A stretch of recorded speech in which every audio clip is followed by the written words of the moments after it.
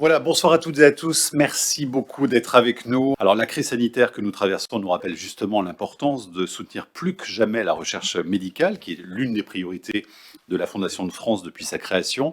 Et ce webinaire va revenir sur la mobilisation de la Fondation de France et de nombreuses fondations abritées en faveur de la recherche sur la Covid-19, mais aussi sur deux autres enjeux majeurs de santé, les maladies de l'œil et le cancer. Des chercheurs vont donc venir nous présenter leurs travaux. Ils vont venir témoigner de leur engagement pour faire avancer la recherche.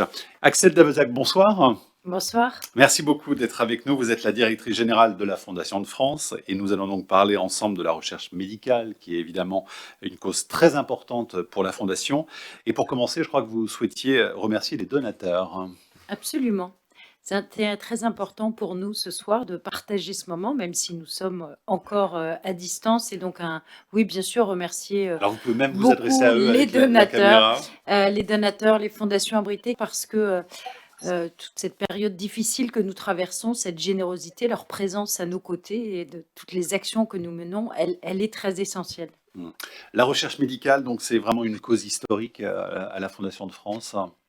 La recherche médicale, oui, c'est un très joli symbole. Enfin, c'est plus qu'un symbole. Une des premières fondations abritées qui a été créée à la Fondation de France en 1969, une des toutes premières, c'est celle qui a été créée par les héritiers d'Antoine Béclère et qui ont souhaité perpétuer la mémoire d'Antoine Béclère et qui est donc spécialisée sur tous les travaux d'imagerie et les jeunes chercheurs, parce que l'avenir de la recherche, la découverte, la construction, donc c'est pour nous un sujet qui s'est développé bien évidemment au fil des 50 ans d'existence de la Fondation de France. Aujourd'hui, il y a 123 fondations abritées qui travaillent sur les sujets de recherche et chaque année, c'est 30 millions d'euros qui sont consacrés à des projets de recherche, alors sur tous les sujets. Et je crois que les fondations, elles ont un rôle très particulier dans la recherche, en complémentarité avec l'action des pouvoirs publics, puisqu'elles ont deux caractéristiques. D'abord, les fondations, elles savent travailler dans le temps long. Or, c'est un sujet qui est très important dans la recherche, d'avoir ce temps long, ce temps de la découverte, ce temps de la construction. On appelle la recherche fondamentale, hein. Oui, et pas uniquement, parce qu'une fois qu'on est allé en recherche fondamentale, il faut arriver à faire de la clinique appliquée, concrète, et puis petit à petit construire finalement cette connaissance qui fait que nous comprenons mieux les mécanismes et donc les moyens de lutter contre différentes pathologies. Et puis elle a une autre caractéristique, cette philanthropie et donc cette action des fondations, c'est qu'elle a le goût du risque. Or, quand on se lance dans un travail de recherche, on ne sait pas ce qu'on va trouver, on ne sait pas ce qu'on va découvrir. Il faut savoir accepter l'échec. Or, les fondations, elles savent faire ça, elles ont cette liberté-là, les philanthropes, de pouvoir essayer, expérimenter, et c'est très cohérent finalement d'un travail de recherche. Quels sont vos programmes d'action? On peut en citer quelques-uns pour illustrer justement ce que vous menez à la Fondation? Je crois alors, il y a deux grands champs majeurs. Il y a bien évidemment les grandes pathologies de notre siècle, hein. On peut penser à la recherche sur le cancer, les maladies d'Alzheimer. On va entendre parler tout à l'heure aussi de tout ce qui concerne l'œil, la Oui. recherche sur les pathologies de l'œil qui touchent des millions de personnes. Ça, c'est bien évidemment la préoccupation de nombreux donateurs et philanthropes. Et puis, cette philanthropie, elle a aussi à cœur d'aller explorer des champs moins connus, dont les gens s'emparent moins. Par exemple, on a un très joli programme à la Fondation de France sur l'impact de l'environnement sur la santé, qui sont des sujets et des travaux très complexes. Et justement, parce qu'ils sont vastes et compliqués, on a cette possibilité d'aller essayer construire des travaux pluridisciplinaires pour trouver des réponses. Ou alors, on a beaucoup travaillé, nous, à la Fondation de France, sur l'autisme, puisque c'est une pathologie très complexe et qui divisait un peu la communauté des chercheurs.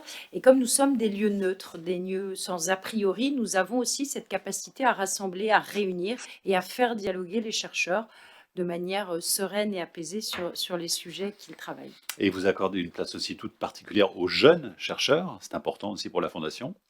Alors les jeunes, c'est quelque chose qui irrigue l'ensemble des actions de la Fondation de France, quels que soient les sujets. Et bien évidemment, les jeunes chercheurs, hein, ce sont eux, hein, qui sont Mmh. les doctorants, les postdocs dans les paillasse, à mener tous les travaux de recherche et sont les forces vives et l'avenir de notre pays aussi. Est-ce que la crise sanitaire, ce sera ma dernière question, vous a obligé à revoir vos priorités justement au sein de la fondation? C'était une année vraiment très particulière pour tout le monde. Comment est-ce que Alors, vous l'avez vécu? Alors oui, bah, comme tout le monde, de manière très différente en tout cas de ce qu'on avait pu envisager. Alors la Fondation de France s'est mobilisée très vite, hein, il y a un an maintenant, Ouais, le 24 mars ouais. dernier. On a lancé un grand appel à dons dans une très belle alliance avec l'Institut Pasteur et la PHP, qui était quelque chose de très inédit, avec l'idée qu'il fallait à la fois, bien sûr, accompagner les personnels soignants, mais aussi aider la recherche et enfin aider les personnes vulnérables, ceux qui étaient le plus touchés par cette pathologie. On a levé plus de 30 millions d'euros, Ouais. 850 projets, et je sais que Nathalie Sénécal Alors vous justement, présentera ouais, après on va tout en ce qui a parler été avec elle. mené sur la Covid Mmh. pendant ces derniers mois. Un dernier mot peut-être, Axel de Vezac, avant d'accueillir les chercheurs? Oui, j'espère de tout cœur que vous allez savourer et apprécier ce moment d'échange avec nous que nous ne pouvons encore, bien évidemment, pas faire tous dans la même pièce. Un grand merci aussi à nos présidents de comité que vous allez entendre tout à l'heure et qui ont tenu voilà, à vous consacrer ce moment. C'est notre manière à nous de vous remercier, de vous partager aussi les résultats des travaux menés grâce à vos dons. Merci Axel de Vezac. On reste ensemble Merci à vous. évidemment tout au long de ce webinaire. Et donc nous allons maintenant accueillir le docteur Nathalie Sénécal, responsable du département santé et recherche médicale à la Fondation de France. Je ne sais pas si j'aurai une image en retour. En tout cas, je vous salue, Nathalie Sénécal, si vous m'entendez, j'espère. Racontez-nous comment la Fondation de France, justement, s'est organisée et précisément comment vous avez identifié les projets dont nous avons parlé il y a un instant. Alors, comme on le rappelait, on est fin mars 2020, donc c'est le premier confinement en France, c'est quand même inédite et il nous faut agir vite. Et donc, nous avons décidé d'adapter nos processus de sélection sans toutefois déroger à un certain nombre de critères qui restent essentiels pour la Fondation de France, même en période de crise. Donc, c'est l'excellence des projets qui est garantie grâce à la sélection par un collège d'experts, dont Mme Davzac a déjà parlé, et la diversité des équipes soutenues sur l'ensemble du territoire ainsi que dans l'ensemble des disciplines. Donc, nous soutiendrons aussi bien des équipes de l'assistance publique des hôpitaux de Paris ou de l'Institut Pasteur que des équipes de l'INSERM, du CNRS, de l'IRD, du CEA, de centres hospitaliers ou d'universités. Et de même, on va soutenir autant des sciences dites dures que des sciences humaines et sociales. Alors, pour répondre à l'urgence, on décide de ne pas demander aux chercheurs de déposer un nouveau dossier pour ne pas les alourdir avec du travail administratif. Et donc, on va plutôt s'appuyer sur des dispositifs déjà en place. Et ainsi, en l'espace de 2 mois, on va engager 4 millions d'euros pour financer 25 projets. En juin, la générosité des donateurs a pas tari. On poursuit ce soutien selon le même principe et on décide d'y adjoindre aussi un de nos comités d'experts. Et donc, on va faire appel aux membres du comité du programme de recherche Soigner, soulager, accompagner de la Fondation de France, qui est un programme de recherche autour de la maladie grave et de la fin de vie. Intéressé à des populations particulièrement vulnérables, justement, dans vos choix. Racontez-nous un petit peu comment vous avez procédé pour la sélection. Il s'agit de 47 projets, hein, pour être tout à fait exact, hein. Alors, effectivement, aujourd'hui, on a dépensé à peu près 8,5 millions pour une cinquantaine de projets, 47 à ce jour. Alors, au départ, on était plus sur les grands sujets du type étude du virus ou recherche de tests, de diagnostics, de vaccins et de traitements. Et rapidement, force a été de constater que la recherche dans le cadre de la Covid a été très importante, hein, pour ne pas dire sans précédent, autant au niveau des acteurs que des montants investis. Et donc très vite, il est apparu pour la Fondation de France le besoin de se focaliser sur des aspects sur lesquels elle pouvait avoir vraiment un impact. Et donc, plutôt que de porter son action sur des domaines investis par des gros laboratoires de recherche, par exemple, on a plutôt choisi de travailler sur l'impact de l'épidémie sur les soins et les soignants, ou encore sur l'impact du confinement, avec effectivement un focus sur des populations qu'on considère plus vulnérables. Je pense aux personnes âgées, aux personnes avec des pathologies chroniques ou aux personnes avec un trouble de la santé mentale, ou par exemple encore aux femmes victimes de violences. Alors, pour choisir ces projets, On est resté dans les règles importantes pour la Fondation de France, donc la mobilisation d'experts bénévoles, la collégialité des décisions et la recherche d'excellence. Ainsi, on a d'abord travaillé avec des comités qui existaient déjà, qui étaient les comités scientifiques de l'Institut Pasteur et de l'assistance publique d'une part, le comité scientifique de l'Agence nationale de recherche avec laquelle on a beaucoup travaillé, et puis aussi après les membres du comité Soigner, soulager, accompagner. Donc toutes ces instances ont présélectionné des projets. Ensuite, l'équipe recherche de la Fondation de France a étudié ces projets pour s'assurer qu'il y avait bien conformité avec les critères et les enjeux prioritaires qui avaient été définis au moment de l'appel à dons. Et enfin, la sélection finale a fait l'objet d'une validation collégiale par les 3 partenaires, donc la Fondation de France, l'Institut Pasteur et l'assistance publique. Nous avions des réunions régulières pour discuter des projets que nous souhaitions soutenir. Donc, on va présenter en particulier 2 projets dans un instant. Est-ce que vous avez un mot avant de nous quitter, Nathalie Sénécal? Alors, je voulais juste insister sur le fait que on a bien évidemment soutenu la recherche dans le cadre des projets cherchant à mieux comprendre le Covid. C'était important aussi pour la Fondation de France de soutenir l'ensemble de la recherche et notamment tous les chercheurs qui ne travaillaient pas spécifiquement sur Covid, mais qui avaient été impactés par exemple, le confinement a empêché des chercheurs d'accéder au laboratoire et donc a mis à mal un certain nombre de projets de recherche. Et c'était important pour la Fondation de France de soutenir ces chercheurs-là aussi, voilà, et de montrer que la recherche est importante dans l'ensemble des thématiques que l'on soutient depuis des années. Eh bien, merci beaucoup Nathalie Sénécal d'avoir participé à ce webinaire. Et justement, je vous propose de découvrir en particulier 2 projets financés par la Fondation de France, qui sont toujours d'ailleurs soutenus aujourd'hui. Le premier concerne l'étude DoCovid. Il concerne la douleur chronique post-Covid chez les patients sortis de réanimation. Et pour en parler, nous sommes avec vous, professeur Valéria Martinez. Bonsoir. Bonsoir, bonsoir à tous. Merci, ravi de vous accueillir. Vous êtes anesthésiste et spécialiste de la douleur à l'hôpital Raymond Poincaré. Alors, cette étude DoCovid, c'est la première en France, je crois, sur les douleurs après l'hospitalisation, hein, c'est bien ça?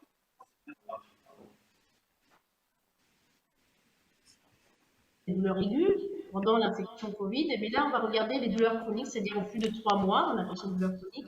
Et là, on va s'intéresser à entre 9 mois et 1 an après que les patients soient sortis de réanimation.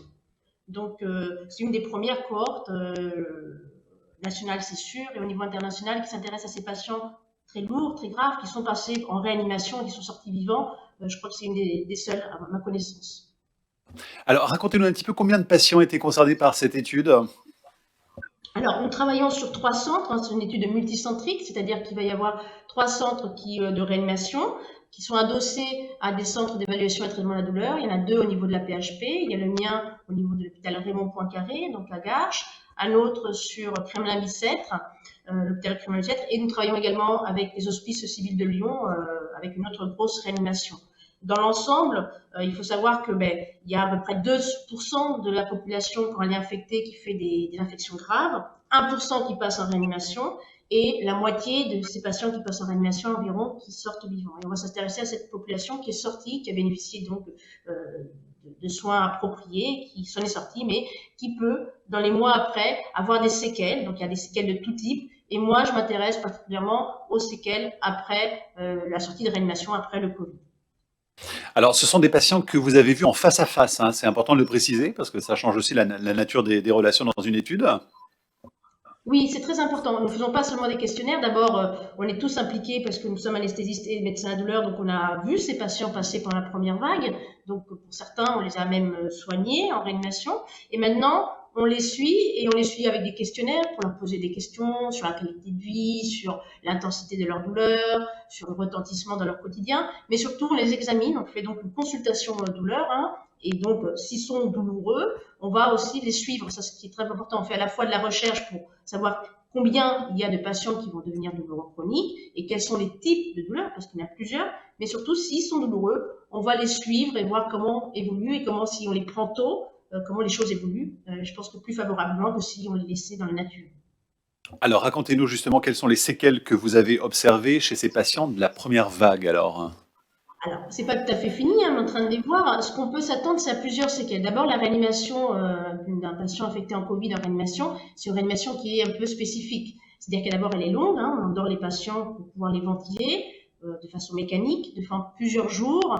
Parfois, ça s'approche un mois et demi, hein, en moyenne, c'est autour de 3 semaines, un mois, donc c'est long. On les endort complètement et pour bien les ventiler, on utilise beaucoup de curarisation d'un médicament qui va donc relâcher les muscles. Et donc, cette réanimation un peu spécifique entraîne certaines atteintes musculaires, neurologiques, parce qu'elle est longue, et également parce qu'on positionne, vous savez, les patients sur le ventre pour permettre une meilleure respiration, et ça nécessite une manipulation des patients, des changements de mouvement, des positions au niveau des bras qui peuvent être parfois traumatisantes au niveau des épaules. D'ailleurs, on a vu beaucoup de douleurs de capsulite, de problèmes musculaires dus à ces positionnements, au positionnement des appuis par exemple. Donc ça, c'est des douleurs de réanimation, hein.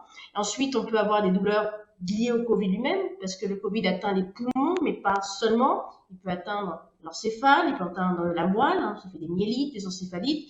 Et là, on peut avoir des douleurs séquelaires, qu'on appelle plutôt des douleurs neuropathiques, parce que ça atteint en fait les systèmes nerveux. On peut avoir des douleurs neuropathiques centrales, du système nerveux central, des douleurs neuropathiques périphériques.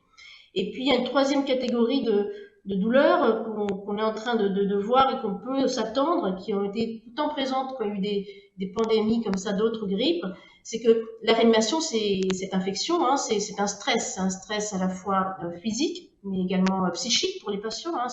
Il y a un relargage hormonal très important, et ça peut entraîner en fait une fatigue, un stress post-traumatique, des troubles de l'humeur, du sommeil qui sont favorables à ce qu'on appelle des douleurs dysfonctionnelles. C'est-à-dire que les patients vont avoir des douleurs diffuses un peu partout, il va y pas avoir de lésions en dessous, mais ça va être des patients douloureux, musculo-squelettiques, douloureux et chroniques qu'il va falloir prendre en charge. Vous avez cherché aussi du côté du sommeil, je crois, hein. Tout à fait. Ce qu'on voit là, les premières choses, c'est que les patients qui sont passés en réanimation ont des troubles du sommeil importants, parfois dû à aussi un stress post-traumatique qui reste là, qui fait important de prendre en charge. Et on sait que ce trouble du sommeil peut entraîner également ou favoriser ou accompagner ou rendre plus importantes les douleurs qui peuvent se présenter, hein. Douleurs et sommeil sont vraiment très liés, et donc il faut prendre soin aussi du sommeil pour ces patients. Vous allez publier vos données prochainement, Valéria Martinez? Alors, on essaie d'aller assez vite, parce que c'est important d'abord pour la communauté scientifique et clinique, hein, de savoir quel type de douleur ces patients peuvent souffrir, pour justement passer le message aux médecins traitants, à tous les professionnels qui vont suivre ces patients pour pouvoir anticiper.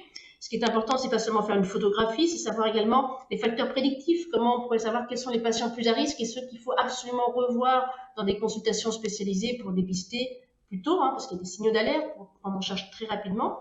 Et donc, on pense la publier maintenant en juin, hein. Voilà, on a bien avancé. On est sur la dernière partie de la cohorte, là, sur les 2 prochains mois. Et ce qui est intéressant, c'est vraiment les patients de la première vague. Donc, on va avoir une idée de ce qu'ils deviennent 1 an après, pour pouvoir aider malheureusement les suivants. Merci Valéria Martinez, anesthésiste et spécialiste de la douleur donc à l'hôpital Raymond Poincaré. Merci d'avoir participé à ce webinaire avec nous.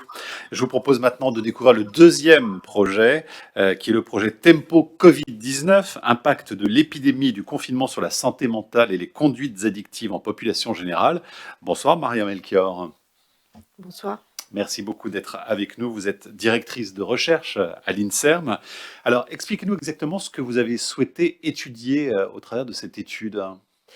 Oui, donc dès le début de l'épidémie en mars l'année dernière, on a pensé qu'il pourrait y avoir un impact de l'épidémie et puis de toutes les mesures de prévention qui sont mises en œuvre sur sur la santé mentale de la population.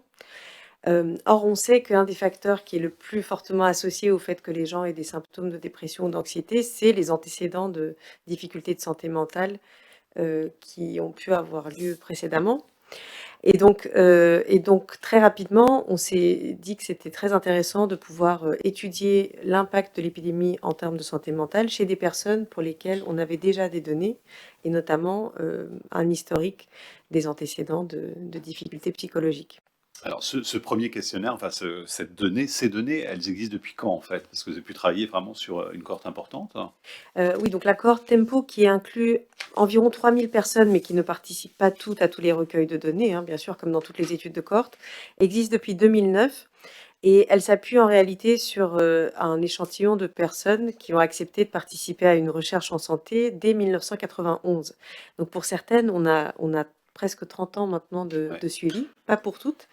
Et puis là, pendant le confinement, enfin à partir du 24 mars, on a pu enquêter, environ 700 personnes. Donc c'est important aussi pour avoir une vision importante et qui pourrait vous donner des enseignements donc, sur ces questions. Qu'est-ce que vous avez observé justement alors, concernant l'impact du confinement sur la santé mentale et les conduites addictives alors? Alors, on a observé, tout d'abord que comme en population générale, les participants de notre étude, malheureusement, ont eu plus de difficultés psychologiques, que précédemment.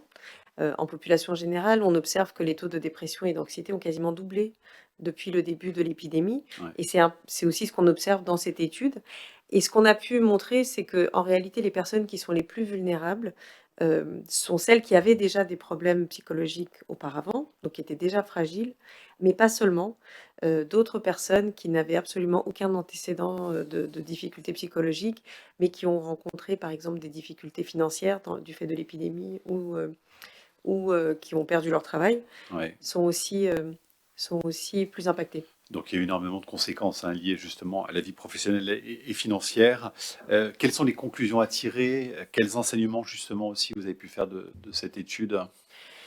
Alors, un des enseignements est qu'on sait maintenant et ce type de données, y participe, que les personnes qui sont les plus impactées en termes de santé mentale peuvent être probablement identifiées. Donc toutes les personnes qui avaient déjà été repérées comme ayant des problèmes d'anxiété ou de dépression, sont, vraiment à risque d'aller très mal, dans le contexte de l'épidémie.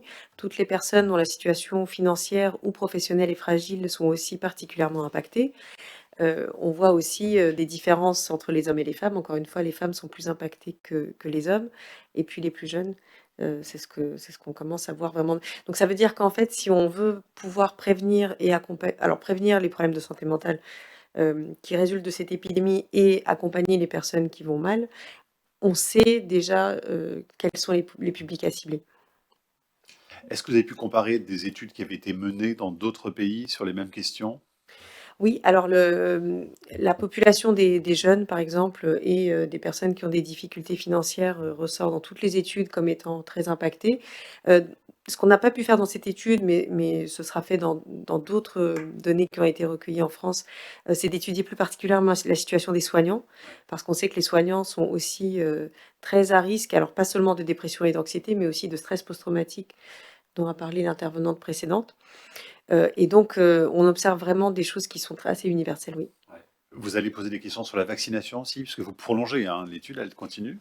Tout à fait, on continue à suivre les participants. On vient tout juste de recueillir les questionnaires de la vague 9, donc on les a interrogés 9 fois depuis le mois de mars. Et on pose maintenant effectivement alors donc d'abord des questions sur le fait d'avoir été infecté par le Covid, parce que je ne l'ai pas mentionné, mais ça vient d'être dit précédemment. Le fait d'avoir été atteint par le Covid est aussi, un facteur de risque de dépression. Et puis on aimerait mieux comprendre effectivement dans quelle mesure, alors soit le vécu de l'épidémie, soit les difficultés psychologiques que les personnes peuvent rencontrer influent sur d'abord, la mise en place de l'ensemble des gestes barrières qu'il faut mettre en place pour ne pas être contaminé et l'acceptabilité du vaccin. Donc ça va continuer pendant combien de temps, a priori? Vous avez, Alors vous avez une on vision là-dessus? bah, on espère que l'épidémie Ouais. va nous enfin voilà, va Mais vous allez cesser et suivre, puis on vous va. allez vraiment suivre ces patients tout au long, enfin ces personnes tout au long de l'épidémie, hein. Oui, c'est ça. Ouais. Nous, on suit de toute façon, voilà, comme je disais, près de 3000 personnes, alors qui répondent pas toutes à tous les questionnaires, mais Ouais. qui sont volontaires pour continuer à participer et on essaie maintenant d'espacer un tout petit peu plus les recueils de données parce que c'est pas forcément nécessaire d'interroger les personnes toutes les semaines et puis on aimerait qu'elles continuent à participer sur le long cours donc Ouais. il faut, voilà, les ménager un petit peu aussi. Merci Maria Melchior. Alors c'est le moment de découvrir le deuxième temps consacré à l'œil. Pourquoi? On vous l'a dit tout à l'heure, parce que la Fondation de France a été précurseur dans ce domaine de la recherche sur les maladies de l'œil il y a plus de 30 ans et qu'elle continue à soutenir activement donc, ce domaine de recherche. Il y a 10 ans a été créé le prix de l'œil afin de récompenser des travaux de recherche originaux ou innovants dans le domaine de l'ophtalmologie ou des sciences de la vision. Avant d'accueillir le professeur Marc Labetouille, je vous propose de regarder ce petit film de 2 minutes.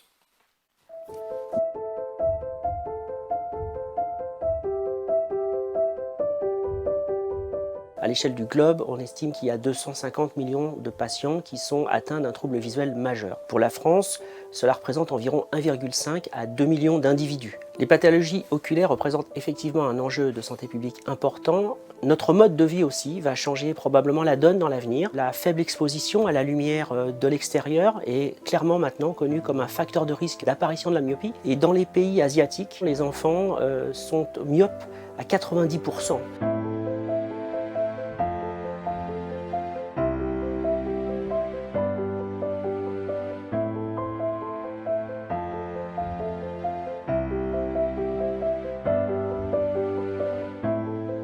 Ces jeunes chercheurs sont souvent dans des situations très précaires jusqu'à l'âge de 40 ans et il est important pour eux de pouvoir travailler dans des bonnes conditions. C'est vraiment fondamental pour pouvoir mener un projet de recherche à son terme.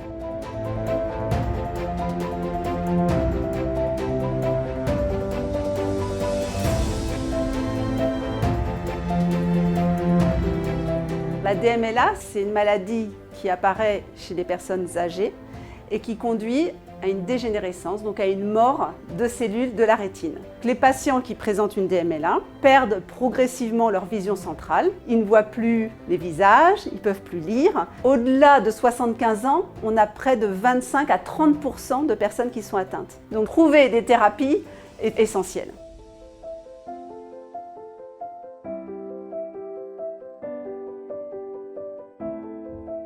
Avec l'essor de la biologie des cellules souches, la médecine régénérative qui utilise nos cellules souches est porteuse d'espoir en termes de thérapie pour les patients atteints de dégénérescence rétinienne. Il y a de nombreux domaines qui sont en cours de développement. Il y en aura d'encore plus excitants dans l'avenir où on sait qu'il y aura des applications importantes pour les patients pour améliorer leur santé visuelle.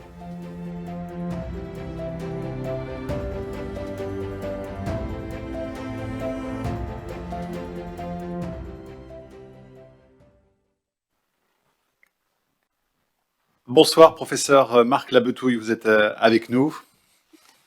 Bonsoir Monsieur Vidard, bonsoir à toutes Vous et à êtes tous.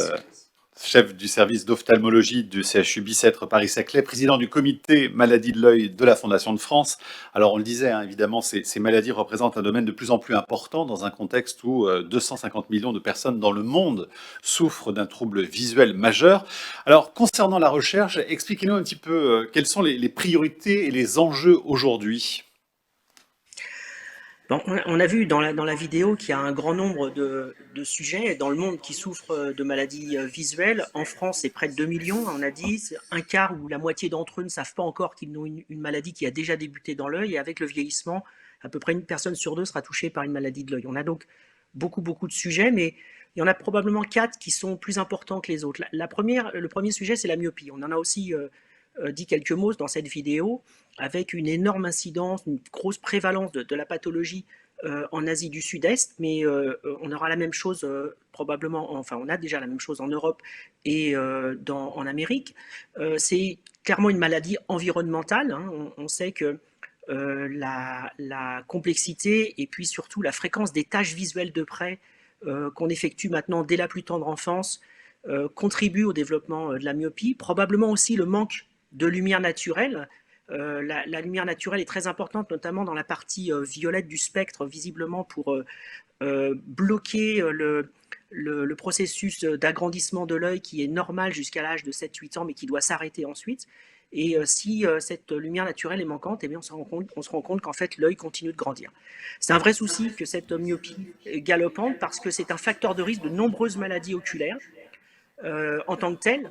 Donc la myopie en tant que telle, déjà, est une maladie stricto sensu, mais ça va aussi augmenter le risque de glaucome, le risque de maladie rétinienne sur le long cours. Donc c'est avant tout un manque de lumière plus que une présence devant les écrans, par exemple ?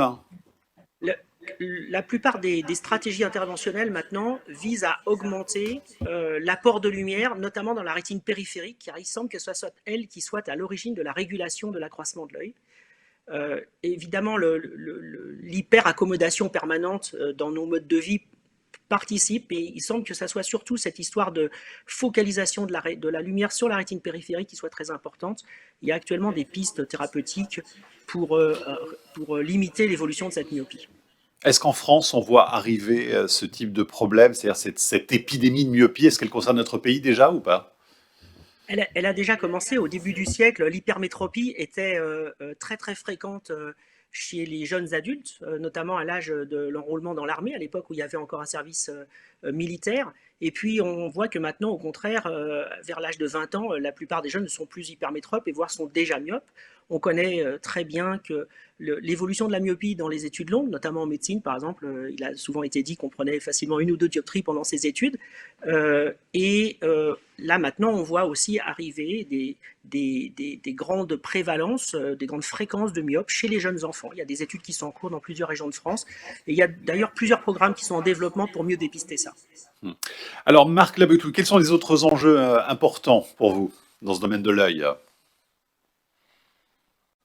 Et les maladies dégénératives au sens large, on a vu avec le travail de Madame Perron qu'on avait des solutions thérapeutiques. Globalement, l'analyse génétique systématique des patients atteints de maladies génétiques sera sûrement un des grands enjeux pour créer des bases de données qui permettront dans l'avenir de mieux cibler les patients dès qu'on aura des thérapeutiques qui seront développées. On a par exemple un médicament qui existe déjà en France qui concerne une pathologie génétique très très précise, et l'idéal serait d'avoir déjà des bases de données pour savoir quels sont les patients qui sont atteints de cette forme très précise de maladie. Parmi les autres sujets très importants, je dirais l'optimisation des techniques chirurgicales. C'est souvent le parent pauvre de la recherche académique, c'est pourtant un formidable moyen d'optimiser le pronostic des maladies visuelles. D'ailleurs, cette année, la Fondation de France a soutenu un très beau projet de Saint-Étienne sur une méthode qui permet d'allonger de façon très significative le temps de survie des greffes de cornée, ce qui permettra de répondre à la demande de beaucoup plus de patients. Donc la recherche sur les techniques chirurgicales me paraît un grand enjeu. Et puis, évidemment, le rétablissement de la vue chez les patients qui sont déjà atteints de cécité, soit absolue, soit très sévère. La France a été en première ligne pour le développement des nouvelles stratégies de greffe, d'implants rétiniens, de rétine artificielle, d'abord dans le cadre de rétinopathie pigmentaire, et maintenant il y a des essais en cours aussi dans le cadre de la DMLA. Donc on voit un panel assez large en fait d'enjeux, à la fois qui concernent la biologie cellulaire, la médecine régénérative avec les fameuses cellules souches, mais aussi des technologies beaucoup plus techniques comme celle des implants rétiniens. Marc Labetouille, est-ce que vous pouvez nous présenter Isabelle Perrault, qui est la lauréate 2020, et ses recherches, s'il vous plaît? Bien sûr, avec plaisir. Alors Isabelle Perrault, c'est une chercheuse qui est chargée de recherche de grade 1 dans le laboratoire de Jean-Michel Roset à l'INSERM, dans l'IHU Imagine à l'Université de Paris, qu'on appelait autrefois Paris Descartes. C'est une chercheuse qui travaille sur une maladie très sévère de la rétine qu'on appelle l'amorose congénitale de Leber, qui peut être soit isolée, soit associée, mais qui est toujours assez grave parce qu'elle touche des jeunes patients, et ça finit malheureusement avec une acuité visuelle très très limitée. Isabelle Perrault a développé un projet de recherche qui mélange deux astuces en fait. La première astuce, c'est de trouver une solution pour analyser plus vite les maladies génétiques qui sont liées à cette maladie très précise qu'est l'amorose de Leber, sachant qu'il y a plusieurs gènes et plusieurs anomalies qui peuvent donner à la fin le même tableau clinique, ce qu'on appelle dans notre jargon le phénotype. Et puis, elle a surtout aussi développé une technique qui permet de corriger ces anomalies. C'est une méthode qu'on appelle le saut d'exon, qui consiste non pas, comme on le voit d'habitude avec de la thérapie génique, à apporter un gène normal dans une cellule anormale, mais là, au contraire, à se jouer finalement de l'anormalité de la cellule, tout en la laissant travailler normalement, en apportant des petits produits dans la cellule qui vont permettre de corriger le gène anormal de manière à ce que cette cellule fabrique finalement la protéine, une protéine quasi normale, mais en tous les cas fonctionnelle, de manière à rétablir la fonction visuelle de cette cellule. Donc c'est très très joli comme technologie. c'est très excitant. C'est pour cette raison que nous avons primé cette chercheuse. Vous aviez envie de dire un message, je crois, à l'intention des jeunes chercheurs. Oui, les jeunes chercheurs, on a évidemment envie de leur donner un message d'espoir, un message de courage aussi. On sait que la recherche, c'est difficile, il faut vraiment s'accrocher. Mais grâce à la Fondation de France, et puis surtout grâce aux donateurs de la Fondation de France, on sait qu'il y a l'espoir de trouver des solutions économiques pour pouvoir les aider à poursuivre leurs travaux jusqu'à leur terme. La Fondation de France a fait un gros travail depuis une trentaine d'années dans le domaine des pathologies oculaires, avec plus de 190 chercheurs qui ont été soutenus financièrement, à la fois des gens en ce qu'on appelle maintenant Master 2, des thésards ou des postdocs, donc tous les niveaux.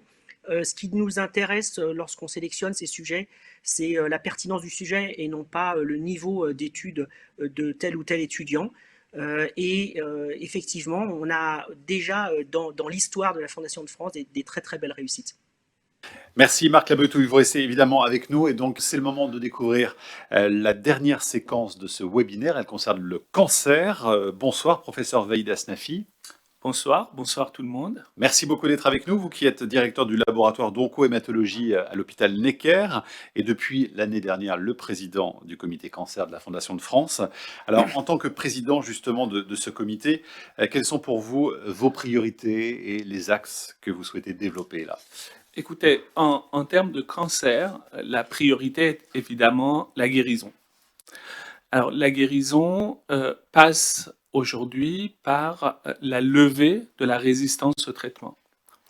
Quand j'ai commencé mes études médicales, le cancer était associé à un pronostic effroyable. Plus de 75% des cancers avaient une évolution défavorable, fatale. Aujourd'hui, on peut dire avec bonheur que plus de 2/3 des cancers pédiatriques et près de la moitié des cancers de l'adulte sont guéris. Du coup, on doit regarder le cancer comme ceux qui sont guérissables et ceux qui vont présenter une résistance au traitement. L'enjeu majeur aujourd'hui, c'est d'identifier les patients qui vont avoir une résistance au traitement et essayer de le lever en pariant sur la jeunesse, en pariant sur les jeunes chercheurs qui vont venir présenter leur projet de postdoctoral, leur projet de recherche avec une thématique spécifique dans le domaine de la levée de la résistance au traitement. Dites-nous quand même quels impacts aura eu la crise du Covid sur la recherche contre le cancer, parce qu'évidemment la Covid a monopolisé l'attention. Est-ce que par exemple il y a eu beaucoup d'effets notables sur la prise en charge des patients ? Écoutez, en termes de prise en charge, il est trop tôt pour tirer des conclusions.